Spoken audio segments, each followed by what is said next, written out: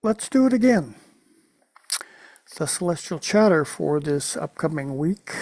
We are still doing the Libra dance. So there are factors in that Libra process that are at work. How is the interactive quotient of what it is that we're willing or unwilling to share with one another?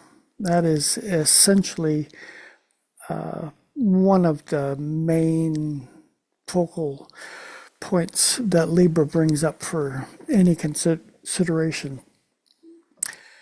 Now, I have chosen this image before, but since this is Libra season, I had this feeling that this inspired painting that I did many years ago was appropriate, as the two sides of the Libra scale, are, contemplating, which part of the I that am, we'll say the I that am is over here on my right, and which part of the we that we are is going to be emphasized more, or are we going to be able to, attune ourselves to locating some semblance of balance between this I, we, me, and we. That's the task that is set before us as we go through this Libra dance cycle. A couple of things this week. I'm not going to go into everything because, and this week is, actually far less than what's going to happen next week. I just kind of like, maybe it's next week. Yeah. The week after. So many celestial patterns of these planetary dances, conjoined in particular configurations with one another, are going to transpire during that week after this one. By the way, today's Monday. It's a moon day, and let's go look at the chart.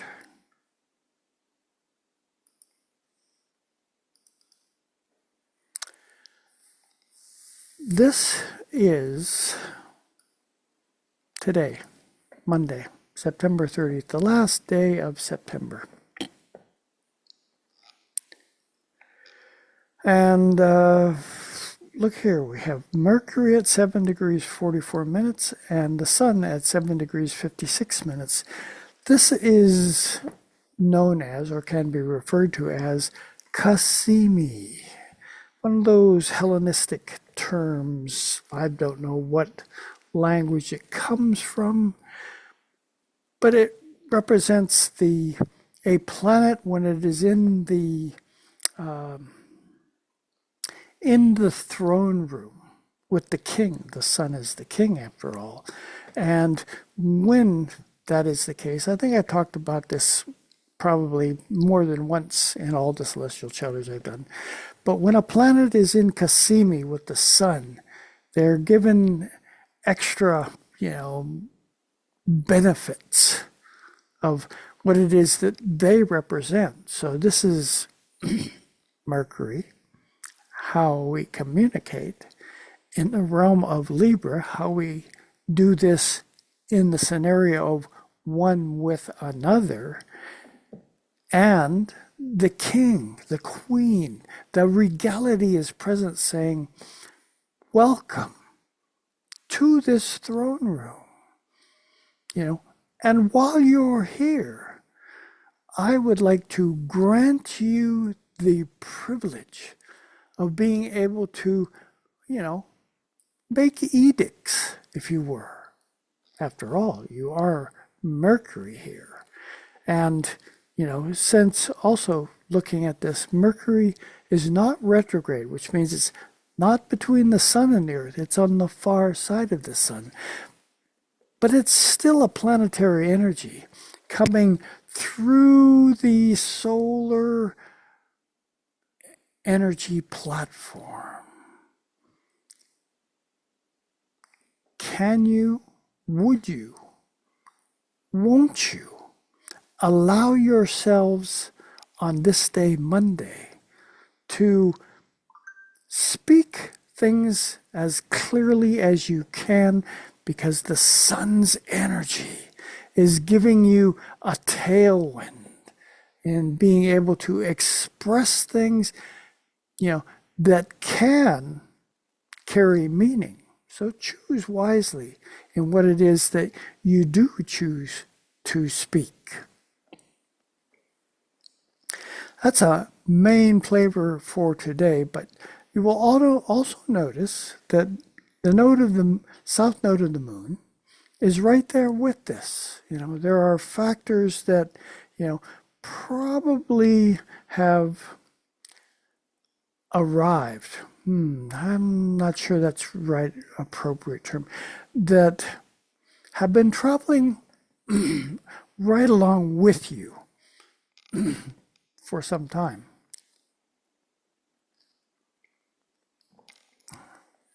Because the south node is a representation of having a stand, a footprint, if you were, in a previous version of experience.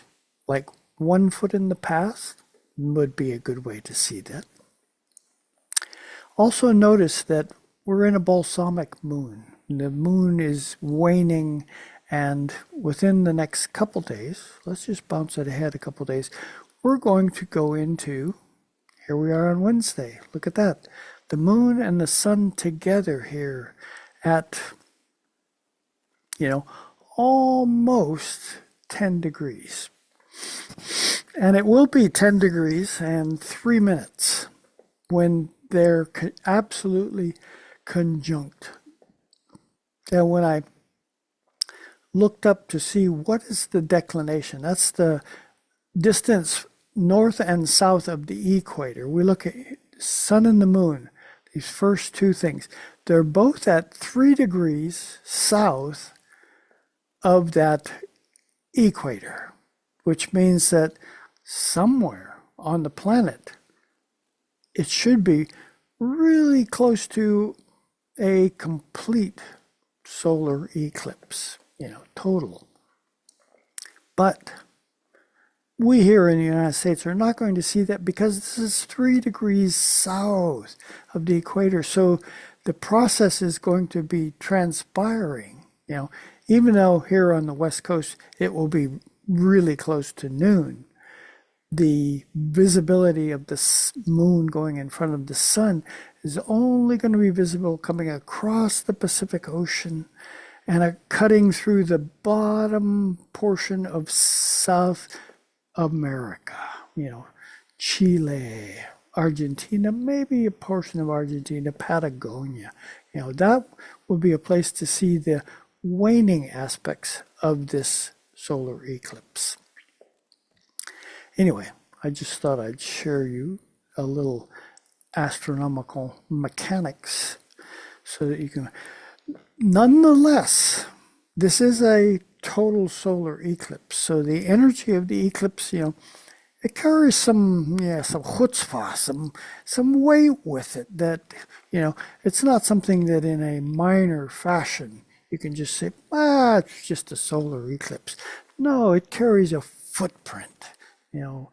And the footprint of this particular solar eclipse in that early degrees of Libra asks us, this is right at the beginning of the second decanate. Now, decanate is 10 degrees. There are 3 decanates in each sign, and there's a reason I'm bringing that up.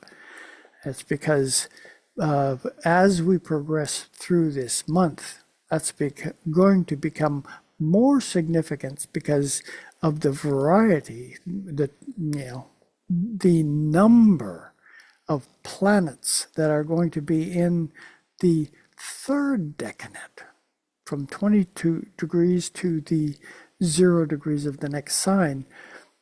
And because of that, anybody that is born, this is just a kind of look at the month ahead.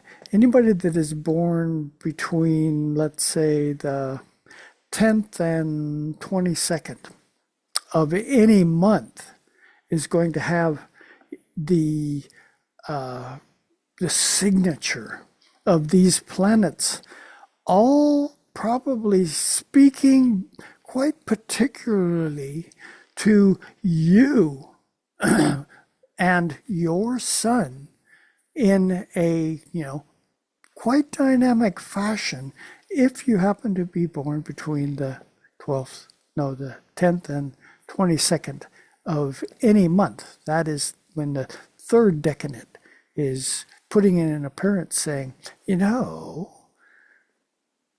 there's an energy, I can feel it percolating around here, and there's a conversation that, I should be paying attention to, and you have to ask yourself, am I? Anyway, that's just kind of a look ahead. Back to our solar eclipse that's happening here. Noon on the west coast and 3 o'clock in the afternoon on the east coast. And depending on where you are, different time zones. 8 o'clock in the evening in your Greenwich Mean Time. So you go 8 o'clock in the evening, it's a solar eclipse.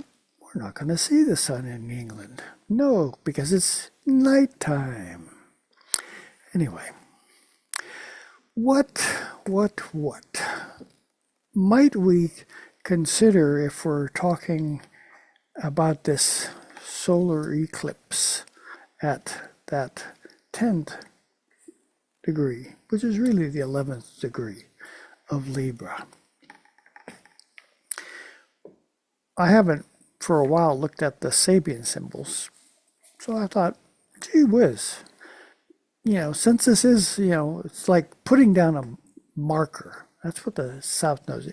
What it does is it sensitizes, in this case, the 10th degree or 10 degrees of Libra, just in that transition between the first decade and the second decade.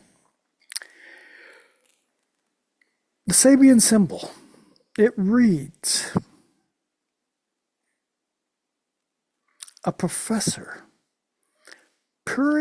peering over his glasses at his students.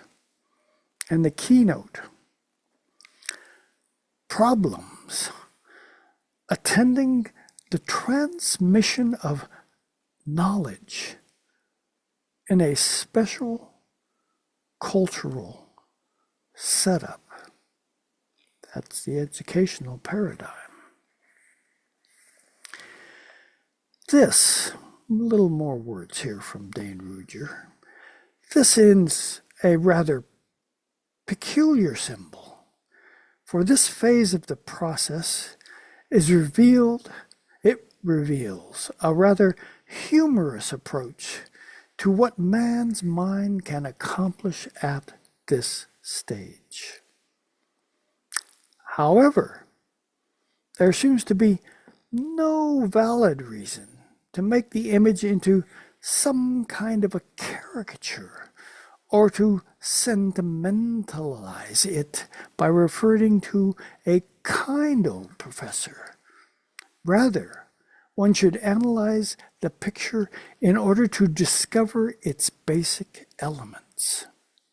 The professor has dealt so much with books that he has greatly strained his eyes in days when bifocal lenses were not widely used. He had to peer over his glasses in order to see his students. The symbol. This simply reveals two aspects of the condition of professorship, that is, of being able to transfer to the young generation the vast sum of knowledge accumulated by the past, the need to absorb this transfer to the young generation. Oh, the need to absorb this enormous amount of book knowledge affects the mind as well as the eyes in order to meet the demands of the turbulent youth. The teacher, in a sense, has to look above this knowledge and to see his students simply as human beings.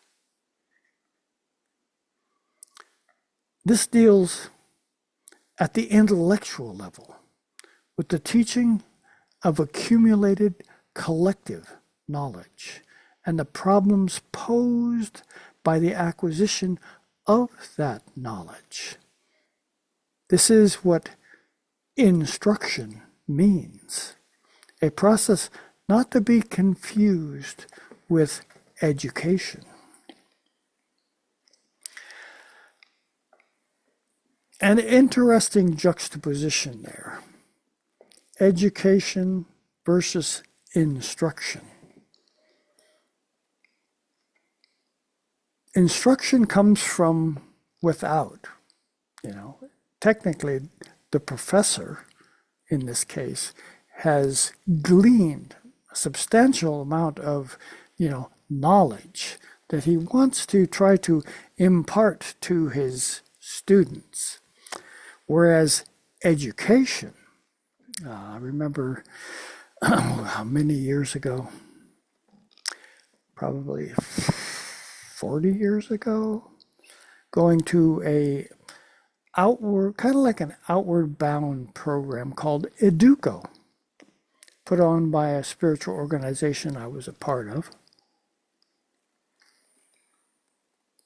where we were taken into the wilderness to experience things like mountain strolling, hiking through the back countries, whitewater canoeing, up in British Columbia, one of my favorite parts of the whole world. But back to education.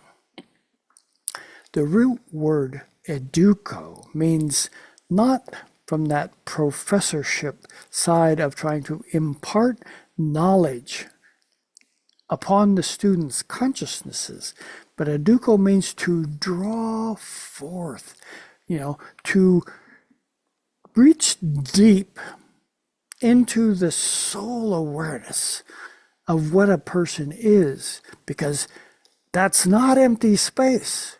There's a lot in there, and the educo process is to bring that awareness out, to share with others. Do you feel in that the ring of Libra at work?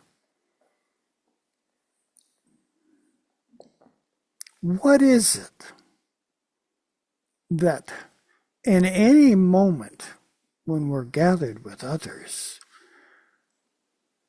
are we going to allow to, surface from within us to compare notes with others? Not at the, level of trying to, have information pounded into us, but at the level of heart, at the level of open willingness to share with one another in this adventure that we did sign up for in this incarnation process. Also, you will notice that on this solar eclipse, we have a third being present. Mercury is still quite close. It's no longer Cassimi per se, but it's really close. There's a curiosity factor that is in play if we're willing, to set in motion this footprint of an eclipse. Solar eclipse is about, ironically, on the south node of the moon, stepping into a future level of awareness. It isn't really there yet. The future awarenesses are not something that you can delineate and explain to one another. It's more like a process that is getting underway.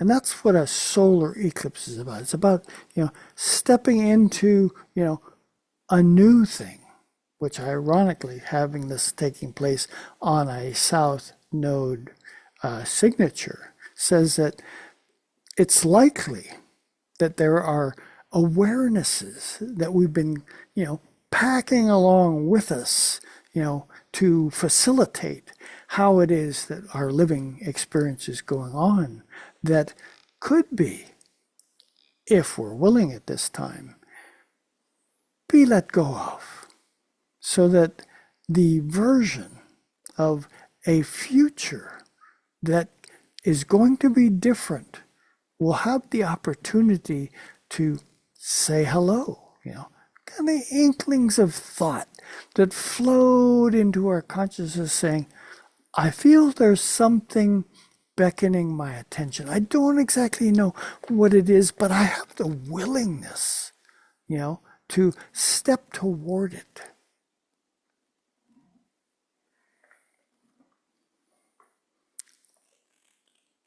Can you sense that?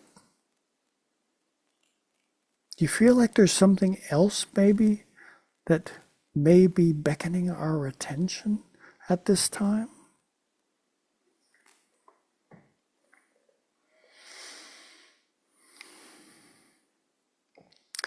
As we go through the rest of this week, notice we're going to have a Mars-Mercury square that takes place. Because Mercury's moving, and never quite as fast as the moon, which moves 12 to 13 degrees a day. Curiosity struck him. He says, how fast is the moon? It's moving just a hair less than 12 degrees a day. But Mercury, back to what's Mercury moving at? Mercury is moving over 1.5 degrees a day. So it's clipping along at a pretty good pace, faster than the sun. I should look at all these things. The sun's moving at a little less than a degree a day. So the Mercury's moving away from the sun. And as we go on, look at that, 14 degrees. On this day, Friday, as we get ready to, go into our weekend,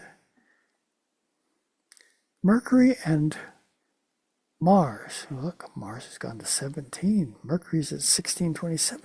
Mercury will catch up with this square aspect to Mars on Saturday, as Saturday shifts over into Sunday, likely. And a square aspect is, it represents a certain level of tension between the players involved. And this is Mars, in that zone of Cancer, trying to, be energized by the process of what does it mean to tune into my root self, basic Cancer. How effectively can I feel that moon quality there? How can I feel the processes that I'm being energized to delve into? In square to this Mercury in Libra saying, perhaps sharing this process with others could bring about, a square, a tension, a certain challenge, if you will, in the equation of how easily is that, shared communication with others going to transpire. There could be an edginess at work because it's It's Mars, and Mars is a driving, impulsive kind of energy. I would remind you that we're still in the season of Libra. So the adventure of, sharing space with others is to the fore. And perhaps that cardinal reality, both Cancer and Libra in this case, which wants to initiate things, might allow the Libra aspect of this quotient a little more leeway, headroom, in this square occasion between Mars and Mercury. That is, it's carrying aspects of that solar eclipse footprint.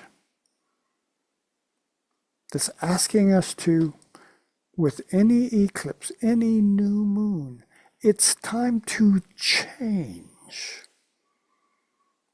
And because it's an eclipse, the change that's being queried is not just like, hey, it's a new moon, it's going to be in a new sign likely, so I'm taking on, or I'm changing hats or shoes, your choice. But there's a path ahead, so maybe the shoes might be the more appropriate. Unless, of course, it's really sunny, then a hat could be handy. But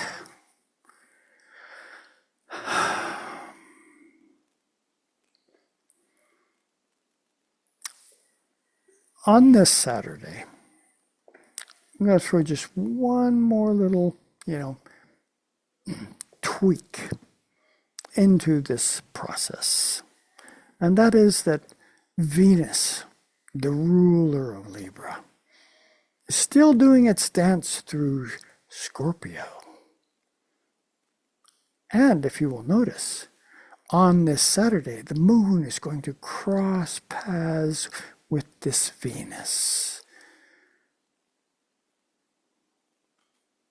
Now, what's the moon going to bring into it? It's going to bring in this Mars over here in Cancer.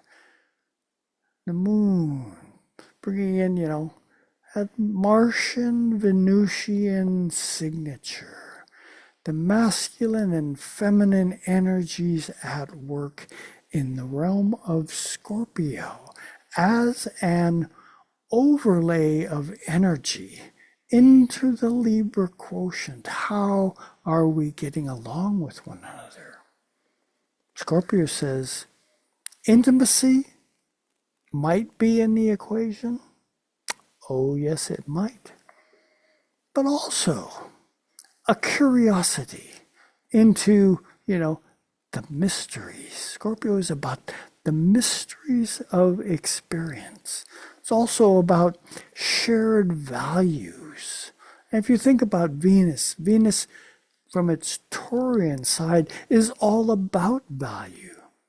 From the Scorpio side, where Venus is traveling right now, it's not just about the Taurian personal value. It's about what are the ramifications of what it is that we share one with another in this value experience that is on the table of how it is or what might develop from the experience of Libra, which is where we are right now, in this process of, comparing notes. The moon dancing over Venus on this Saturday, bringing in that Martian potential, is something to use some wisdom about. Yeah, we may feel an itchiness under our feet attempting to, allow us to dance a jig that's just a wee bit more energetic than normal. Oh yeah, that's on the table.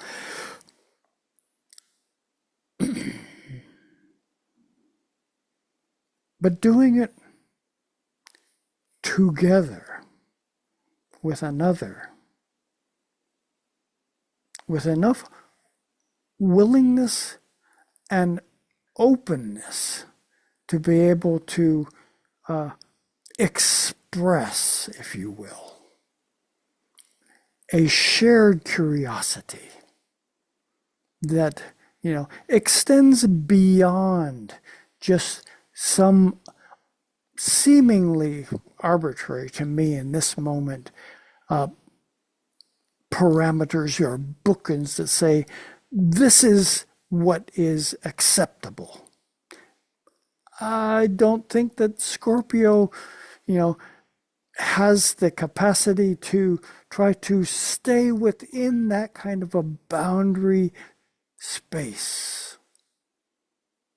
So the potential adventure, if you will, that is waiting for our shared participation to explore, could it have some of that educo quality to us? Might there be insights that have been, itching to surface from us, to test the waters? Scorpio is a water sign after all, of what it is that I'm sensing in my central core soul being as having some value. And might it need refining? Well, life is, the soul development is a refining process.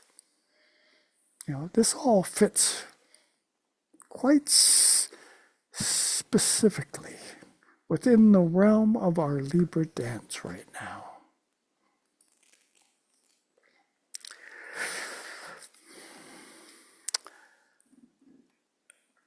There's an astrologer by the name of Christopher Renstrom who does a weekly podcast through a group called the Astrology Hub.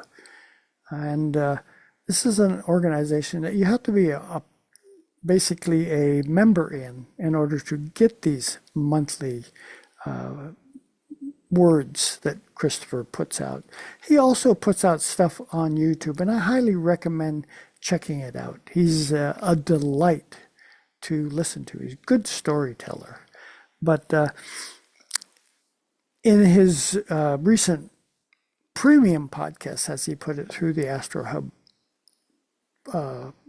package, he said, picture, if you will, Libra, the scales, the one sign of the zodiac that is not represented by an animated being. All the rest of the things, they're animals or people.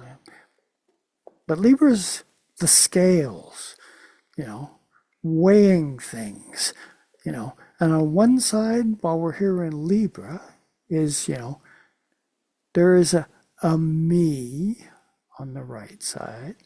There's a we on the left side. And trying to, in true Libra fashion, find harmony with these two halves of the equation. We have to be conscious. I'm paraphrasing. I can't use his words effectively because I just don't remember. But the energy of it, is my we more significant than the we? If so, then, I could be a challenging being to be around because, the me factor is, adamant about expressing itself. Whereas the we factor is saying, oh, don't go around Jeff right now. He's in a me zone and you won't be able to get a word in edgewise. And if we shift the balance also into another inharmonious things. The we has now taken the helm, and the self in this, the me in this thing, has to, decide, am I going to supplicate myself to the dictates of the we? And in so doing, might I demean the actual essence of myself in order to facilitate what it is that the we is saying is significant?